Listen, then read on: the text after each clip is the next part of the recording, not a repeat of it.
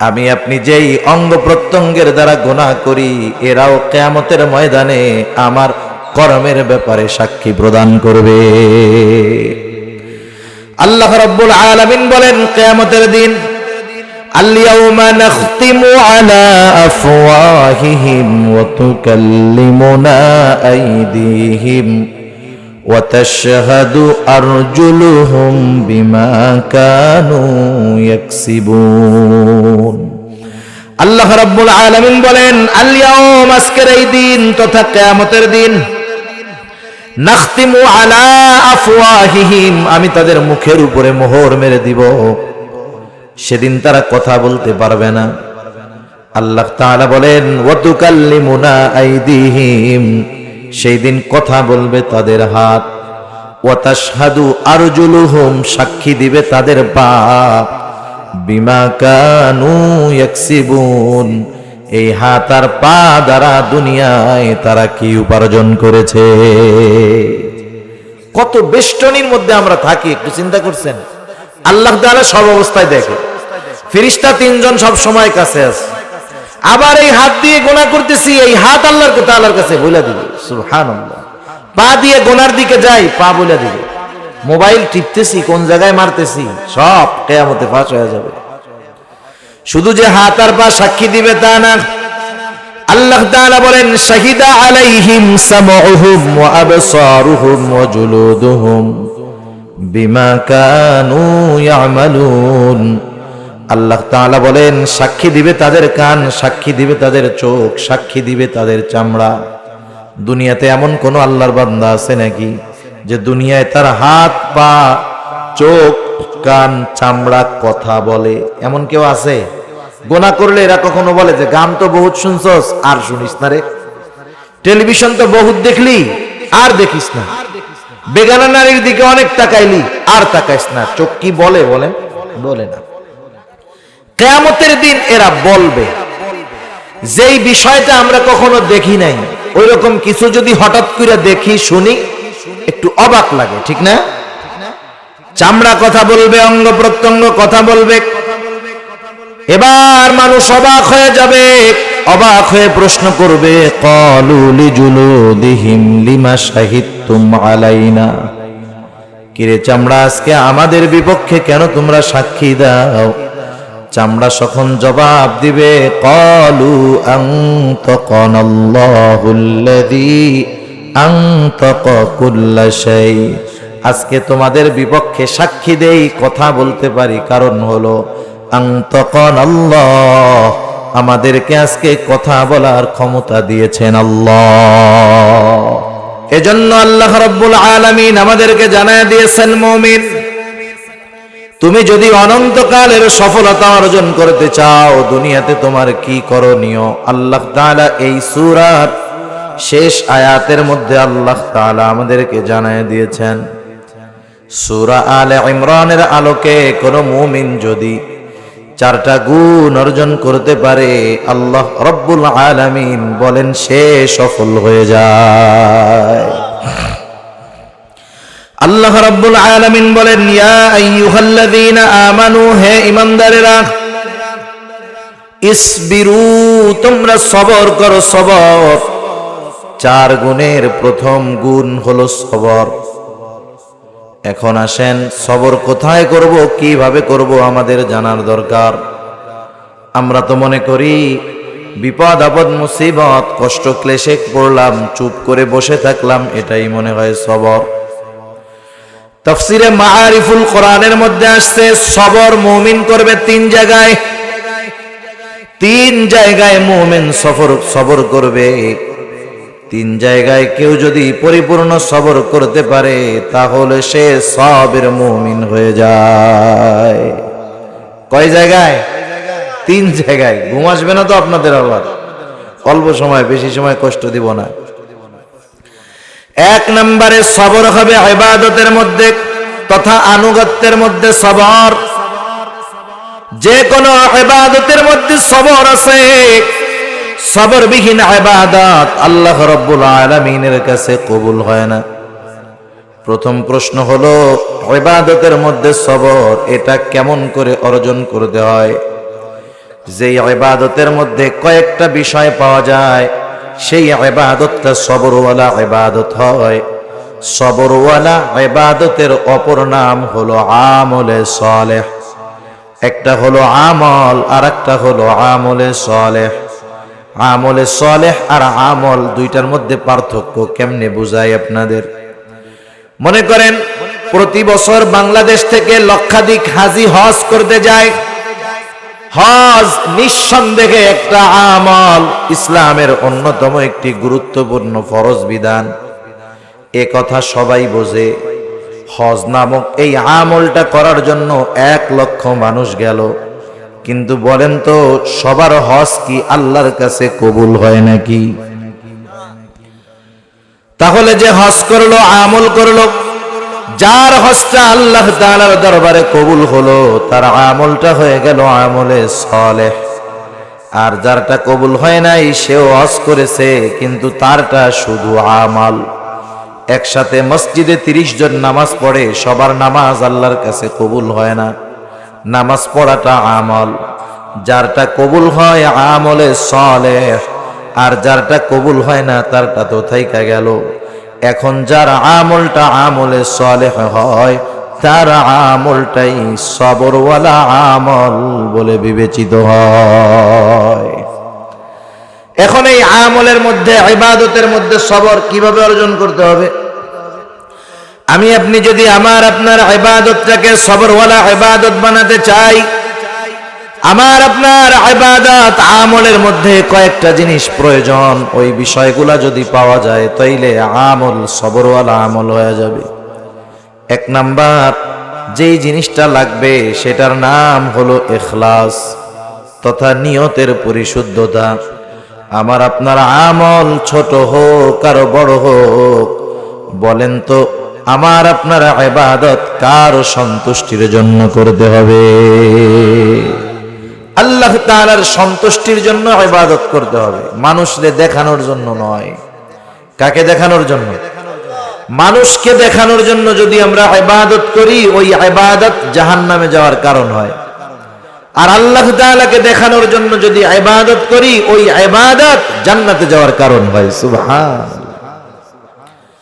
সেই জন্য 1 নাম্বার দরকার ইখলাস তথা নিয়তের পরিশুদ্ধতা। যে আমি আমার নামাজ, আমার হজ, আমার কুরবান, আমার যাকাত সব ছোট বড় ইবাদত আল্লাহর জন্য করলাম। এই জন্য নবীজি বলেন, আখলিস দীনাকা ইয়াকফিকাল আমালুল কলিল। নবীজি বলেন, তোমার ইখলাস পরিশুদ্ধ করো, অল্প আমল নাজাতের জন্য যথেষ্ট হয়ে যাবে। সবরওয়ালা ইবাদতের জন্য 1 নাম্বার দরকার ইখলাস। 2 নাম্বার দরকার ইবাদতটা হবে আল্লাহর রাসূলের পদ্ধতিতে। ইবাদতের পদ্ধতিটা হবে কার? নবী মুহাম্মদুর রাসূলুল্লাহ সাল্লাল্লাহু আলাইহি ওয়াসাল্লাম। সুন্নাহ যেটাকে বলা হয়, যে কোনো ইবাদত রাসূলের তরিকায় যদি না করা হয়, ওই ইবাদত আল্লাহর দরবারে কবুল হয় না। 3 নাম্বার যেটা লাগবে, যিনি ইবাদত করবেন তার উপার্জন এবং খাবারটা হালাল হওয়া লাগবে। কারো উপার্জন আর খাবার যদি হারাম হয়, তার ইবাদত আল্লাহর দরবারে কবুল হয় না। গুরুত্বপূর্ণ একটি বিষয় হালাল খাবার।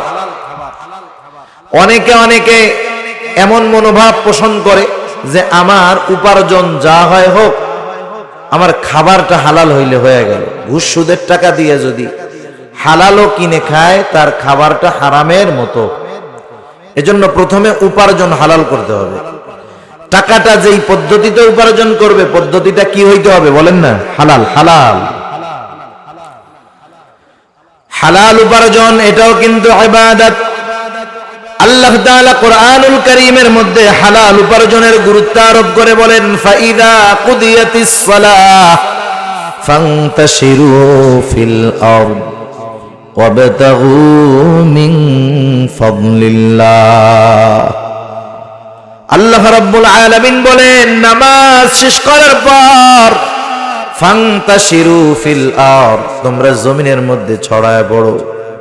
ওয়াবতাগু মিন ফাদলিল্লাহ, আর আল্লাহর দেওয়া অনুগ্রহ থেকে অনুগ্রহ অন্বেষণ করো। নামাজ শেষ করার পরে আল্লাহর অনুগ্রহ থেকে অনুগ্রহ অন্বেষণ করার জন্য তোমরা ছড়ায় পড়ো। মুফাসসিরিনে কেরাম বলেন, তার মানে রিজিক অন্বেষণে বের হয়ে যাও। আর কেমন রিজিক অর্জন করবা, উপার্জন করবা, যেই রিজিকের মধ্যে আল্লাহর অনুগ্রহ আছে। বলেন তো, আল্লাহর অনুগ্রহ হালালের মধ্যে না হারামের মধ্যে? তার মানে নামাজ শেষ করার পরে হালাল উপার্জনের জন্য তোমরা ছড়ায়া ছিটায়া পড়ো। আল্লাহ তাআলা মানুষের রিজক এটা ছড়ায়া ছিটায়া রাখছেন। আপনাদের এই বরুকার লোক সৌদি আরব আসেনি দুই একজন, দেখেন বাড়ি বাংলাদেশ, আল্লাহ রিজিক রাখছে কই? সৌদি। আবার অনেকে আছে অটো রিক্সা চালায়, আছে না? সে সকালবেলা বাড়ি থেকে অটোটা নিয়ে বাইর হইলো। ও যদি রাস্তায় বৈশা থাকে, পকেটে 100 টাকা নিয়ে 5 ঘন্টা বৈশা থাকলে 100 টাকা 1000 টাকা হয়ে যাবে? হবে না। ও এখান থেকে রিক্সা নিয়ে উঠবে, একজন বলবে চলো ফুলবাড়ি যাই, ও ফুলবাড়ি যাবে। আর একজন আসবে, আবার ওইদিকে যাবে, এদিকে যাবে, সেদিকে যাবে। দুপুর 1টার সময় যখন সে বাড়ি ফিরবে, পকেটে হাত দিবে, 100 টাকা নয়, এখন আছে 1000 টাকা। 1000 টাকা একজনের কাছে ছিল না, এক জায়গায় ছিল না, ছড়ায়া ছিটায়া ছিল। সে ছড়ায়া ছিটায়া পড়ছে, বিভিন্ন জায়গায় গেছে। একজনের পকেট থেকে 20 টাকা, একজনের পকেট থেকে 50 টাকা, আর একজনের পকেট থেকে 100 টাকা। এইভাবে দুপুর যখন গড়ায় গেল, তার পকেটের মধ্যে 1000 টাকা জমে গেল। এই যে 1000 টাকা এক জায়গায় ছিল নাকি ছড়ায়া ছিটায়া ছিল? এটা একটা উদাহরণ আর কি। আল্লাহ তাআলা রিজিক ছড়ায়া ছিটায়া রাখছেন। শুধু তাই নয়, নবীজি জানায় দেন, হালাল উপার্জন করা এটাও কিন্তু ইবাদত। কোন আল্লাহর বান্দা যদি 5 ওয়াক্ত নামাজ যথাযথভাবে আদায় করে, ফরজ, ওয়াজিব, সুন্নাতে মুআক্কাদা গুলা আদায় করে, এরপরে যদি সে হালাল উপার্জনের নিয়তে বের হয়, হালাল কাজ করে হালাল উপার্জনের উদ্দেশ্যে, ওই কাজটা তার আমল নামায় ইবাদত বলে গণ্য হয়ে যায়।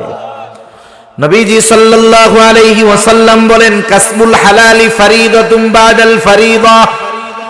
ফরজ ইবাদতের পরে অন্যতম ফরজ ইবাদত হলো হালাল উপার্জন করা। ফরজ ইবাদতের পরে অন্যতম ফরজ ইবাদত হালাল উপার্জন করা। এই জন্য দুনিয়াতে যারা হালাল উপার্জন করে, পেশা যত ছোট হোক, নিজেকে ছোট মনে করার কোনো কারণ নাই। কারণ যে হালাল উপার্জন করে সে একটা ইবাদতের মধ্যে থাকে।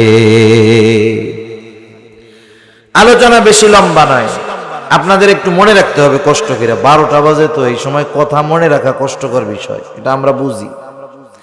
তাহলে বান্দা সবর করবে কয় জায়গায়? কয় জায়গায়? 3 জায়গায়। 1 নাম্বার সবর হবে ইবাদতের মধ্যে। ইবাদতের মধ্যে যদি আমি আমার সবর অর্জন করতে চাই, তাহলে 3টা জিনিস লাগবেই। 1 নাম্বার আল্লাহর সন্তুষ্টি, রাসূলের পদ্ধতি, হালাল খাবার। 2 নাম্বার সবর হবে সবরুন আনিল মাআসি, গুনার থেকে বাঁচার সবর।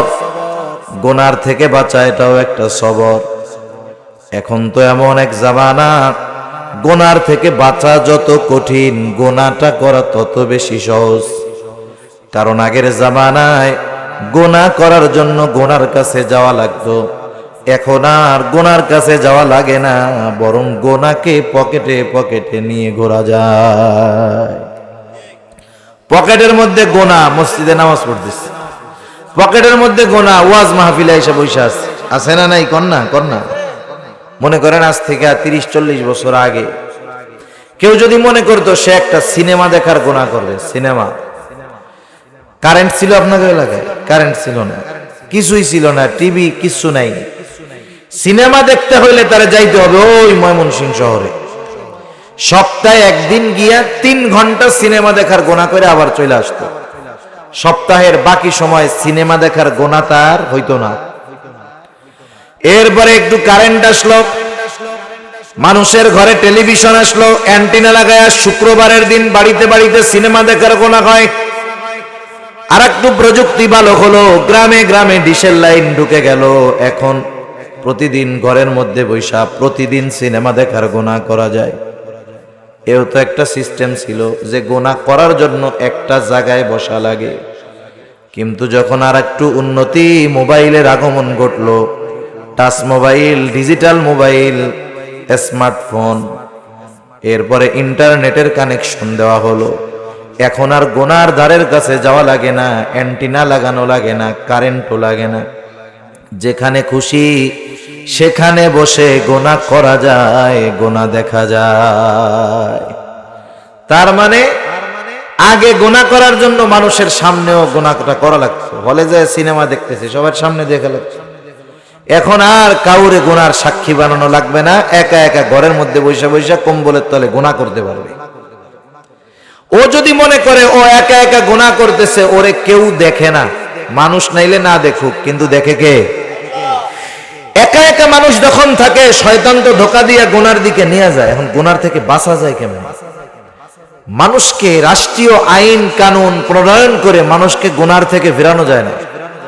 ইফটিজিং এর জন্য কত আইন, আদালত, দেশ থেকে ইফটিজিং একবারে আলহামদুলিল্লাহ উঠে গেছে, এমন নাকি?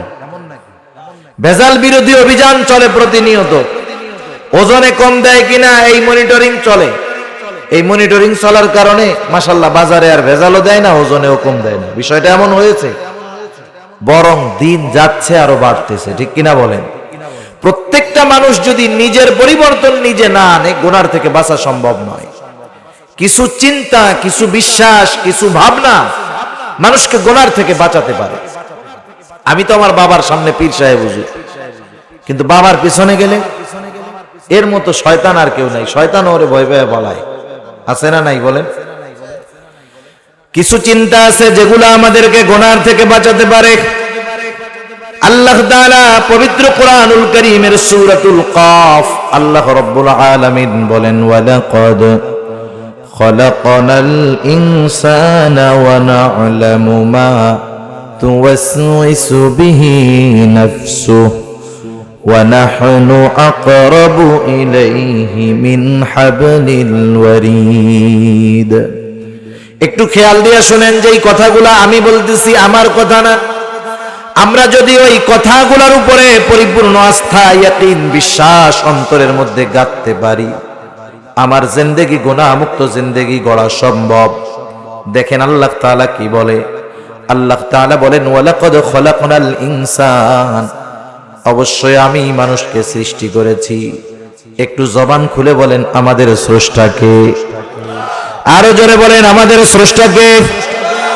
সেই আল্লাহ তাআলা বলতেছেন, ও আমার গোলাম, আমি মানুষ সৃষ্টি করেছি, শুধু তাই না, ওয়া না'লামু মা তুওয়াসওয়িসু বিহি নাফসু, সাথে সাথে আমি আল্লাহ এটাও জানি কোন জিনিস মানুষের অন্তরের মধ্যে ওয়াসওয়াসা দেয়।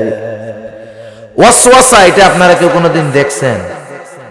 আপনাদের ময়মনসিংহে বড় মেডিকেল কলেজ আছে না, হাসপাতাল, সারা বাংলাদেশের মধ্যে ময়মনসিংহ মেডিকেল কলেজের একটা সুনাম আছে সরকারি মেডিকেল হিসাবে, মেডিকেল কলেজ হিসাবে। তা যাই হোক, ওইখানে সবচাইতে দামি দামি মানুষের বডি চেক আপ করার মেশিনগুলো আছে। আমাদেরকে যদি আধুনিক প্রযুক্তি সম্পন্ন মেশিনের মধ্যে ঢুকায় দেওয়া হয়, সুস্থ মানুষ, কোনো অসুস্থতা নাই, ঢুকায় দেওয়ার পরে রিপোর্ট বের হবে যে আপনার কিডনি, আপনার হার্ট, আপনার পাকস্থলী, এই বিষয়গুলা এত পার্সেন্ট এখনো ভালো আছে। আপনার কিডনি এফেক্ট হতে পারে, এখনো এফেক্ট হয় নাই, রোগে ধরে নাই, ধরতে পারে, আপনি সতর্ক হয়ে যান। এই রিপোর্টও মেশিন দিয়ে বের করা সম্ভব। সুবহানাল্লাহ। কিন্তু বলেন তো, কোন মেশিনের মধ্যে ঢুকাইলে আমার মনের মধ্যে কি কথা আছে এটা বাইর করতে পারবে? এমন মেশিন কি ময়মনসিংহে আছে? দুনিয়ার কোথাও আছে?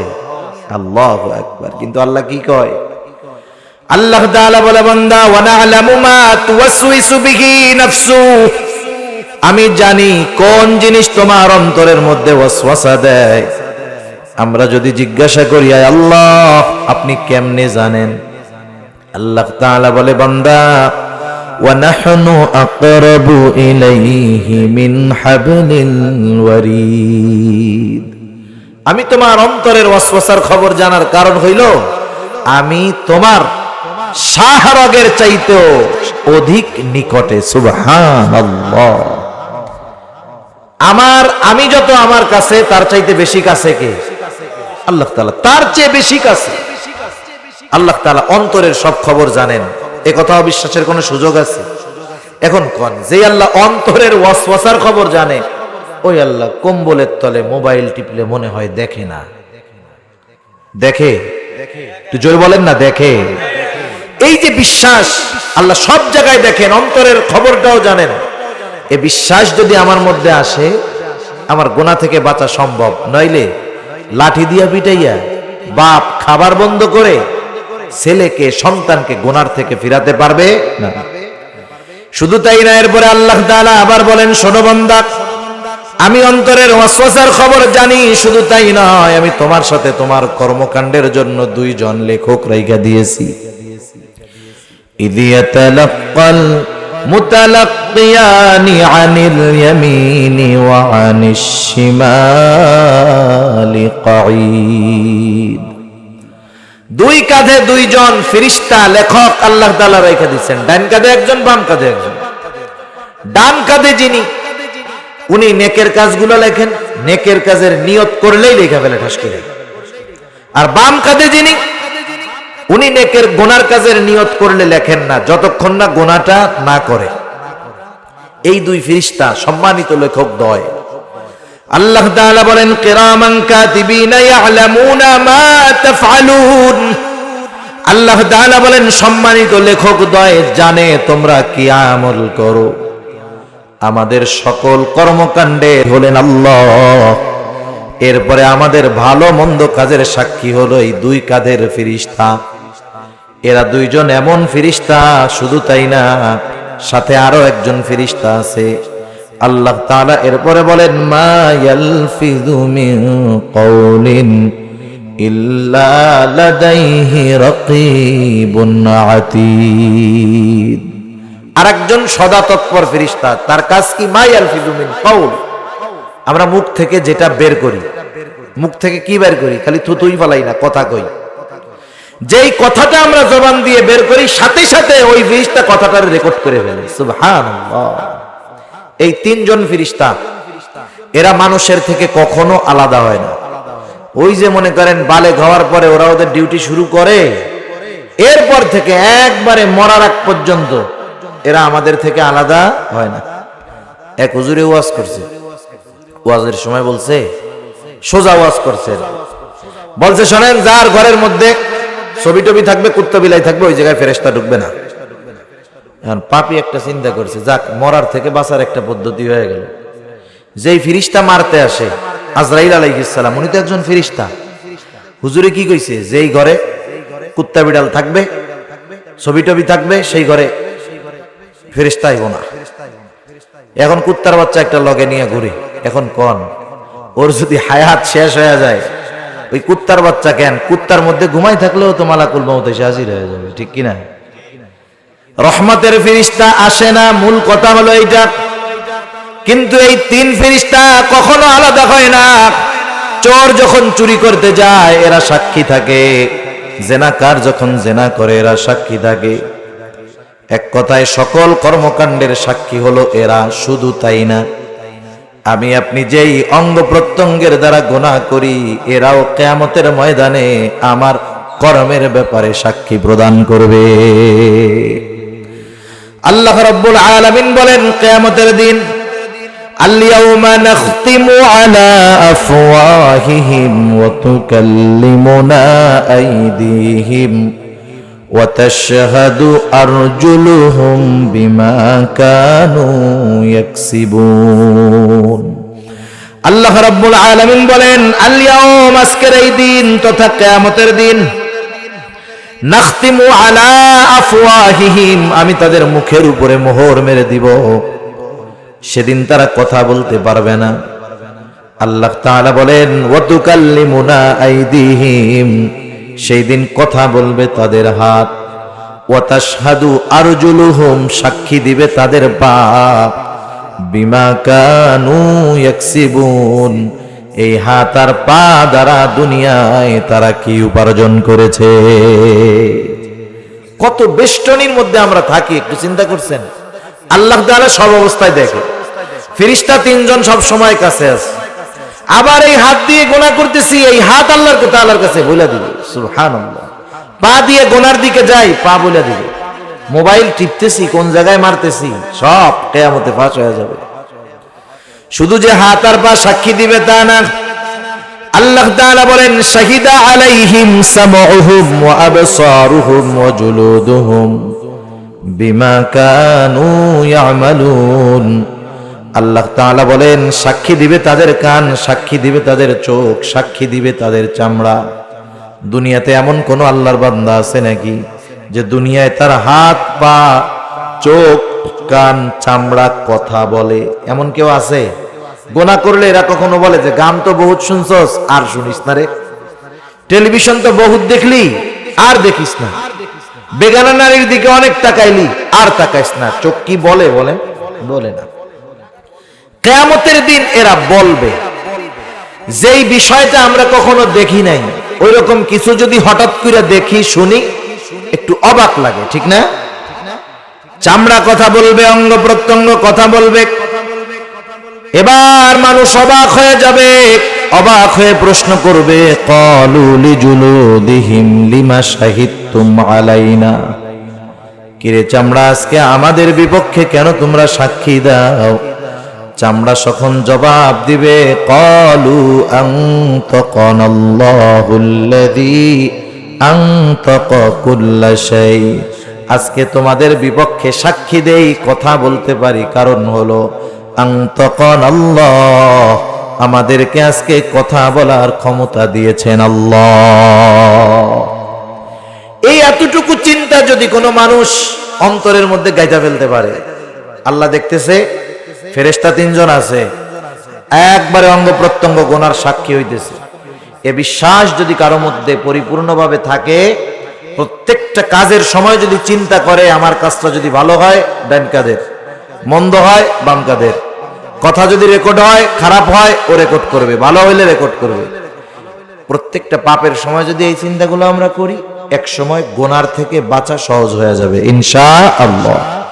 নাইলে খাবার বন্ধ কইরা, রাষ্ট্রীয় আইন কইরা, জেল ফাঁসি দিয়ে মানুষকে পাপের থেকে ফেরানো যাবে না। এই চিন্তা ভাবনাই আমাদেরকে গোনার থেকে সবর করাতে পারে। 3 নাম্বার, সবরুন আনিল মাসায়েব, বিপদ আপদ মুসিবতের ক্ষেত্রে সবর। এ দুনিয়ার জিন্দেগিতে বিপদ আপদ মুসিবত আসবে, এটা স্বাভাবিক ব্যাপার। প্রকৃতপক্ষে যারা নিজেদেরকে মুমিন বলে দাবি করে, ইমানদার দাবি করে, অবশ্যই অবশ্যই তাদেরকে আল্লাহ তাআলা দুনিয়ায় পরীক্ষা নিবে। ছাত্র যত ভালো হোক, ম্যাট্রিক পরীক্ষা যদি না দেয়, যত ভালো ছাত্র হোক, ওই ছাত্রের কোনো দাম নাই। পরীক্ষা দিতে হবে, পাস করতে হবে।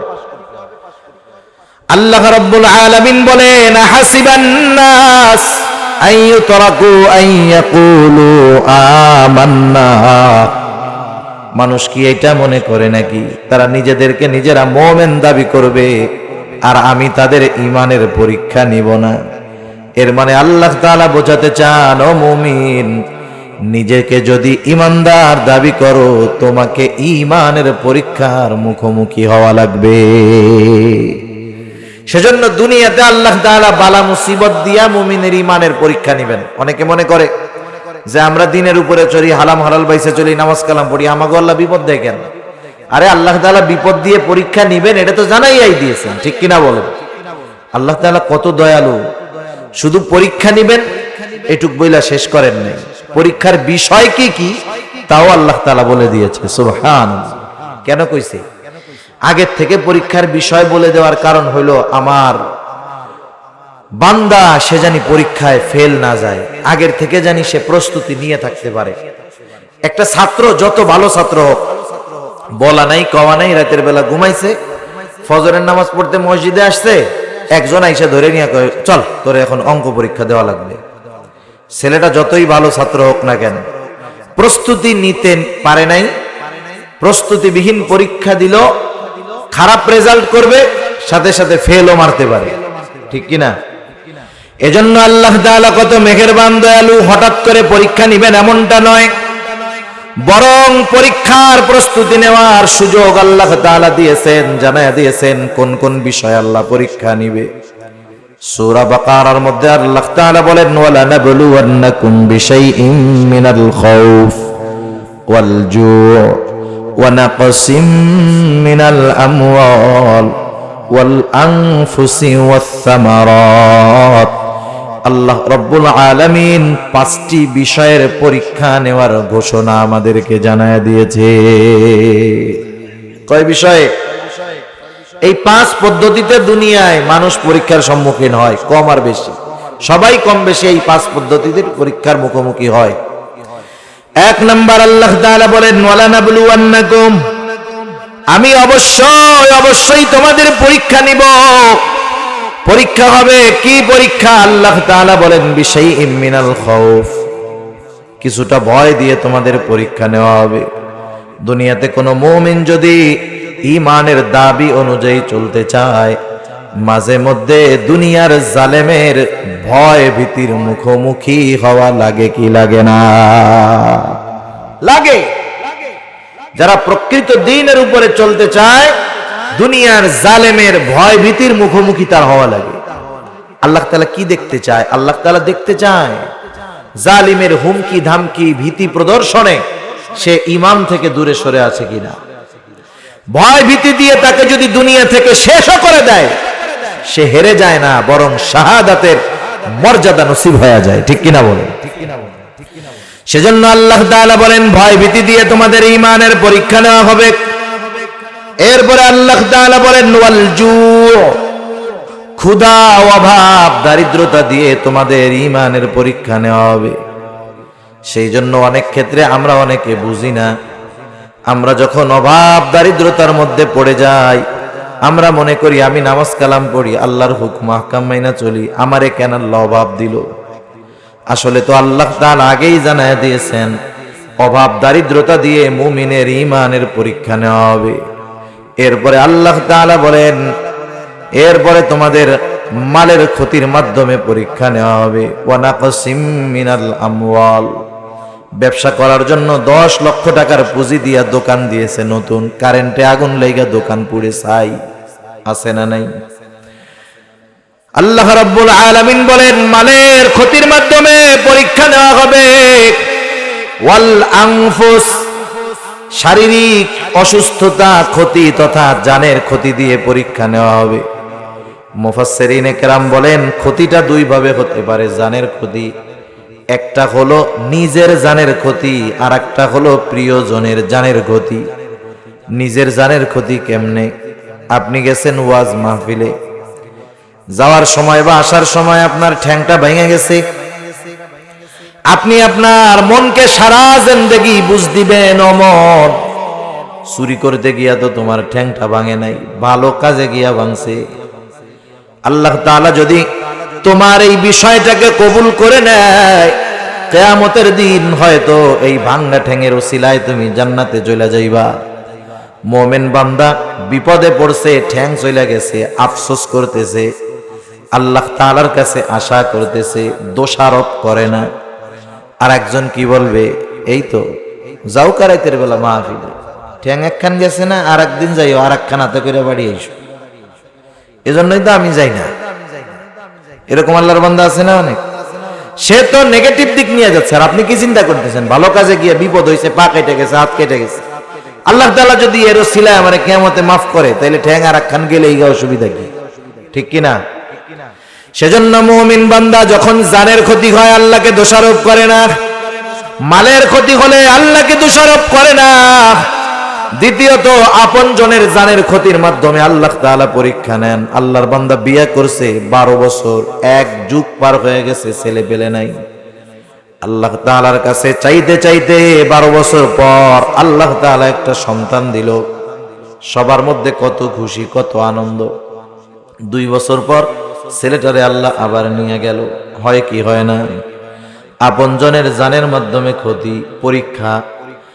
খাঁটি আল্লাহর বান্দা মুমিন সে তখন বলবে, আল্লাহ 12 বছর আপনি সন্তান দেন নাই, আপনি মোহাব্বত করে একটা সন্তান দিছেন, আপনার মাল আপনি এবার নিয়ে গেছেন। আয় আল্লাহ, আমার কোনো অভিযোগ নাই। আর যেই বেটা ঈমানের মধ্যে কমতি আছে, দুর্বলতা আছে, ও বলবে আল্লাহ দিলেন না এক ব্যাপার, দিয়া কেন আবার নিয়ে গেলেন? দেন নাই ভালো হয়েছিল এক ব্যাপার, দিলেন আবার নিয়ে গেলেন কেন? আল্লাহ তাআলার কাছে এইভাবে বলবে। আর এক মুমিন বান্দা কি বলবে? আল্লাহ আপনি দিছেন, আপনার মাল আপনি এবার নিয়ে গেছেন, আমারে আপনি সবরের উপরে থাকার তৌফিক দিয়েন। আল্লাহ তাআলা বলেন, জানের ক্ষতির মাধ্যমে তোমাদের পরীক্ষা নেওয়া হবে, ওয়াসসামারাত, ফল ফসলের ক্ষতির মাধ্যমে তোমাদের পরীক্ষা নেওয়া হবে। জমিনের মধ্যে ধান লাগাইছেন, ধানে বাম্পার ফলন, পেকে গেছে। বিকালবেলা জমিনটা দেখে আসছেন, চিন্তা করছেন সকালবেলায় 10 জন লোক নিয়া ফসল কেটে ঘরে আনবো, বাম্পার ফলন। যে ফসল হইছে সবার দেনা পাওনা সুদায়া পরিশোধ করে আরো 6 মাসের খাবার আমার ঘরে থাকবে। আপনি চিন্তা করতেছেন এইটা। এই চিন্তা করতে করতে রাতের বেলা আকাশে মেঘ ডাকা শুরু হয়ে গেল, বৃষ্টি শুরু হয়ে গেল, শিলা বৃষ্টি। বলেন তো, পাকা ধানের উপরে যদি শিলা বৃষ্টি হয়, ধান তো বহুত দূর, খেয়ারও খুঁজে পাওয়া যাবে না। মুমিন বান্দা যদি হয়, সে আল্লাহকে দোষারোপ করবে না, সবরের উপরে থাকবে। আল্লাহ তাআলারে বলবে, আল্লাহ আপনি দিয়েছিলেন, আপনি নিয়ে গেছেন। আর যে ঈমানের মধ্যে দুর্বলতা আছে, হায় হায় করবে, আফসোস করবে, আর আল্লাহকে দোষারোপ করবে। মূলত এই বিষয়গুলো দিয়ে আল্লাহ পরীক্ষা নেন। পরীক্ষাটা কিসের? পরীক্ষাটা হইল যে বিপদ তো আমি আল্লাহ দিলাম, বিপদ দেয় কে? জোরে বলেন তো, আল্লাহ তাআলা। এখন এই বিপদ থেকে বাঁচায় কে? আমরা এই কথা খাঁটি ভাবে বিশ্বাস করি যে বিপদ দেয় আল্লাহ, কিন্তু এই কথা মুখে বলি, কিন্তু বিশ্বাসের কমতি আছে। কোনটা? বিপদ থেকে বাঁচায় আল্লাহ, এটা মুখে বলি, বিশ্বাসের কম। আপনাদের এলাকার খবর জানি না, আমাকে এলাকায় বিপদে পড়লে কয়, আল্লাহ আপনি কি করলেন, কি বিপদ দিলেন? এই বিপদ যদি যায় আমি অমুক সাহার মাজারে একটা মুরগি দিব। বিপদ দিছে আল্লাহ, এই দোষটা ঠিকই দিছে, কিন্তু বিপদ থেকে বাঁচায় আল্লাহ, এটা বলতে পারেনি। আল্লাহ আপনি দিছেন, আপনি এই বিপদ থেকে আবার বাঁচান।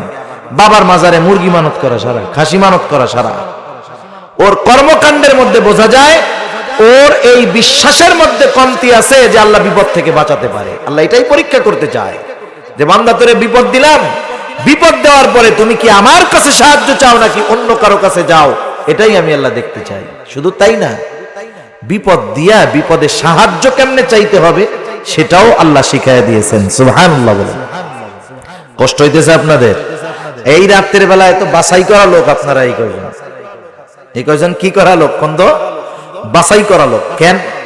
সেনাবাহিনীতে লোক নেয় না মাঝে মধ্যে। ময়মনসিংহ, বৃহত্তর ময়মনসিংহ কত বড় জেলা, ঘোষণা দিছে সেনাবাহিনীতে লোক নিবে 10 জন। টাইনা টুইনা ম্যাট্রিক পাস করলেই হয়েছে, জিপিএ 5 দরকার নেই, 2 পয়েন্ট পাইলে, 2.5 পয়েন্ট পাইলেই আবেদন করতে পারবে। কি মনে হয় 10 জন নিবে, 100 জন আবেদন করবে নাকি? 1 লক্ষর বেশি আবেদন করবে ময়মনসিংহ জেলা থেকে। এখন কেউ কেউ রিটেন পরীক্ষায় বাতিল, এরপরে ভাই বাতিল। মনে করেন 90,000 শেষ, আছে 10,000, ওইগুলা এবার মাঠে যাবে। মাঠে এরকম দাঁড়া করায় সিরিয়ালে, মেজর যায়, সাথে আর একজন senior warrant officer, master warrant officer থাকে। মেজর খালি তাকায় আর ইশারা দেয়, ওটা বাদ বাদ বাদ বাদ বাদ, কিছুই জিজ্ঞাসা করে না। এক চান্সে 990 জন বাদ, 10,000 থেকে 1,000 থেকে লাস্টের 1,000 থেকে 900 জন বাদ, আছে 100। এবার এই 100 জনরে আবার পরীক্ষা টরীক্ষা নিয়ে এরপরে রাখে মাত্র কয়জন বলেন তো? 10 জন। 10 জন গেছিল 1 লাখ, আবেদন করেছিল 1 লাখ, ঠিকছে কয়জন? 10 জন। এই 10 জন হলে একেবারে খাঁটি 10 জন, তাই না? আপনারা এত কষ্ট করে দীর্ঘ সময় বয়ান শুনছেন, এরপরেও শুনতেছেন, আলহামদুলিল্লাহ। আল্লাহ তাআলা জানি আমাদের এই শ্রবণ করা, বলা, আয়োজন সবকিছু আল্লাহ কবুল করে। সকলে বলি না আমিন। আর বেশি সময় আমি নিব না। তাহলে বিপদ আপদ দেন কে? বিপদ থেকে উদ্ধার করেন কে? এখন বিপদ থেকে আমরা যে আল্লাহ তাআলার কাছে সাহায্য চাইবো, কেমনে চাইবো? যেমনে মন চাই তেমনে চাইলে হবে? হবে না। আল্লাহ তাআলা কত মেহেরবান। পরীক্ষা কোন কোন পদ্ধতিতে নিবেন, এই পরীক্ষা নেওয়ার আগে সাহায্য চাওয়ার পদ্ধতি আল্লাহ তাআলা আগে বলে দিয়েছেন। যে আয়াত আপনাদের খেদমতে এখন তিলাওয়াত করতেছি, এর 2 আয়াত আগে আল্লাহ তাআলা ঈমানদারদেরকে উদ্দেশ্য করে বলেন, ইয়া আইয়ুহাল্লাযীনা আমানুস্তাঈনু বিস-সাবরি ওয়াস-সালাহ। আল্লাহ তাআলা বলেন, হে ঈমানদারেরা, ইস্তাঈনু, আমি আল্লাহর কাছে তোমরা সাহায্য চাও। সাহায্য তো তখন প্রয়োজন যখন মানুষ বিপদে পড়ে, ঠিক কিনা বলেন? আল্লাহ তাআলা বলেন, বান্দা আমি আল্লাহর কাছে তোমরা সাহায্য চাও, কেমনে চাইবা? 2টা পদ্ধতি অবলম্বন করো, বিস-সাবরি ওয়াস-সালাহ, সবর এবং সালাতের মাধ্যমে, ধৈর্য এবং নামাজের মাধ্যমে আমি আল্লাহর কাছে তোমরা সাহায্য চাও। তাহলে আল্লাহর কাছে সাহায্য চাওয়া লাগে কয়টা জিনিসের মাধ্যমে? এখন কোন যারা বিপদ আপদ মুসিবতে পড়া, শাহজালাল রহমাতুল্লাহি আলাইহি, শাহপরান রহমাতুল্লাহি আলাইহি, বাইজিদ বুস্তামি রহমাতুল্লাহি আলাইহি, ঢাকা শহর শাহ আলী রহমাতুল্লাহি আলাইহির মাজারে যায়, এরা সাহায্য চাওয়ার জন্য যায়। এরা কি করে? শিরক করে। এরা কি করে? জোরে বলেন। শিরক করে। ঈমান শেষ করে আসে, বিপদ বড়টা কান্দে নিয়ে ফেরে ওই জায়গা থেকে।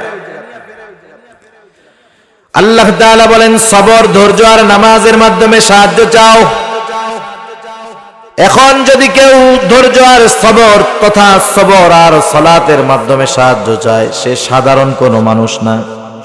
এখানে একটা জিনিস বোঝানোর দরকার, সবর এইটা আবার কারে কয়?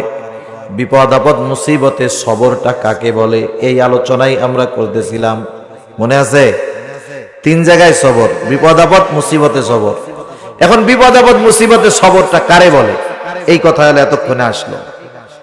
আমরা মনে করি হাত কাইটে গেছে, পা কাইটে গেছে, চুপ করে বসে থাকবো, পচে পচুক, রক্ত বের হয়ে সব চলে যাক, কিছু করবো না, এক জায়গায় বসে থাকবো, এটা সবর? এটা সবর নয়। আপনি আমি অসুস্থ হয়েছি, চিকিৎসা গ্রহণ করতে বলেছেন মুহাম্মদুর রাসূলুল্লাহ সাল্লাল্লাহু আলাইহি ওয়াসাল্লাম। জ্বর হইছে বাচ্চার, ঘরে ফলায় রাখবেন? আল্লাহ যা করে তাই হবে না। আপনারা আমার তো চিকিৎসা গ্রহণ করতে বলছে আল্লাহ রাসূল সাল্লাল্লাহু আলাইহি ওয়াসাল্লাম। আপনি ডাক্তারের কাছে নিয়ে গেলেন, ডাক্তার নাপা ওষুধ দিল, জ্বরের জন্য আপনি নাপা ওষুধ খাইলেন, কোনো অসুবিধা নেই। কিন্তু বিশ্বাসটা হবে এই যে নাপা ওষুধ, ডাক্তার, অপারেশন, চিকিৎসা রোগ ভালো করতে পারে না। রোগ ভালো করতে পারে কে? আপনি হালাল পদ্ধতি গ্রহণ করেন, কিন্তু তাওয়াক্কুল, ভরসা কার উপরে হবে? এই যে করোনা বাংলাদেশে আসছে, কতজনের ঈমান খাইয়া দিয়া চলে গেছে তার ঠিক নাই। করোনা যখন শুরুতে আসছে আমরা দেখছি খালি প্রচার, করোনা থেকে বাঁচতে হলে মাস্ক লাগাইতে হবে। গরুর মুখে আমাদের দেশে আগে টোনা লাগাইতে, আপনাদের এদিকে কি কয়? টোনা, টোনা দেখছেন না? টোনা লাগাইতে হবে। হাত বারবার ধুইতে হবে, 3 মিটার করে দূরে দাঁড়াইতে হবে, 3 ফুট দূরত্ব বজায় রেখে দাঁড়াইতে হবে। কিছু কিছু আল্লাহর বান্দা 100% বিশ্বাস করছে যে এই 3 আমল করলে আমার করোনা হবে না।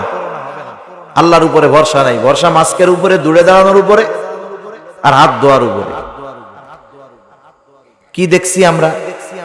যারা এরকম বেশি খুঁতমুতি করছে ওগো বেশি আর হইছে। যখন দেখে দূরে দাঁড়াইয়া হাত ধুইয়া নাক মুইসা কাম হয় না, এবার ওগো মগজের মধ্যে ঢুকাইয়া দিছে, আর কয়দিন অপেক্ষা কর, টিকা আসতেছে, টিকা আসলে আর কোনো করোনা মরোনা হবে না। মাশাআল্লাহ টিকা দিছে, দিতে আমি মানা করতেছি তা না, কিন্তু টিকার উপরে তাদের ভরসাটা কেমন? যারা টিকা দিছে এরাও আক্রান্ত হয়েছে কি হয় নাই? টিকা দিয়ে 3 ডোজ নিয়েও টিকা করোনা হয়ে মারা গেছে কি গেছে না? গেছে। এই মানুষগুলা যদি বিশ্বাস করে থাকে টিকাই আমাকে বাঁচাবে, আমার মাস্ক এই আমাকে বাঁচাবে, তাহলে তার ঈমানের মধ্যে আঘাত লেগে গেছে। মাস্ক লাগানো মানা ছিল না, দূরে দাঁড়ানো মানা ছিল না, হাত ধোয়া মানা ছিল না, তারা এই কাজগুলা করতে কোনো অসুবিধা ছিল না। কিন্তু বিশ্বাস করতে হবে এ কাজগুলা আমাকে করোনা থেকে বাঁচাতে পারবে না, বাঁচাতে পারবে কে? সেজন্য সবর হলো যেই বিপদে আমরা পড়ব সেই বিপদ থেকে বাঁচার বৈধ পদ্ধতি অবলম্বন করা, এটা সবরের বহির্ভূত নয়। কিন্তু যেই পদ্ধতি অবলম্বন করব তার উপরে বিশ্বাস হবে না। বিশ্বাস কার উপরে হবে? যেমন মনে করেন আপনাদের একজন ময়মনসিংহ মেডিকেল কলেজে গেছেন, সারা রাত দিন চিকিৎসা চলে ওইখানে। রাত 2:30টার সময় একজন যুবক নামাজ পড়তেছে, নামাজ শেষ করে দোয়া মোনাজাত করছে আল্লাহর কাছে। মুরব্বী একজন চিন্তা করে, কি রে এখনকার যুবক রাত হইলে মোবাইল টিপে আরো তাহাজ্জুদ পড়ে দোয়া করতেছে, লোকজন নাই কথা বলতেছে, বেটা বাড়ি কই? অমুক জায়গায়। এখানে কি বলতেছে? চাচা আমার মা এখানে ভর্তি, অপারেশন থিয়েটারে অপারেশন চলে, আল্লাহ তাআলার কাছে দোয়া করলাম জানি আল্লাহ তাআলা আমার মার অপারেশনটা সাকসেসফুল করে দেয়। চাচা আপনিও একটু দোয়া করেন। এইরকম দোয়া আমরাও প্রয়োজনে মানুষের কাছে চাই, মানুষও আমাদের কাছে চায় যে আমার এই অপারেশন হবে, দোয়া করেন আল্লাহ জানি অপারেশনটা সাকসেসফুল করে দেয়।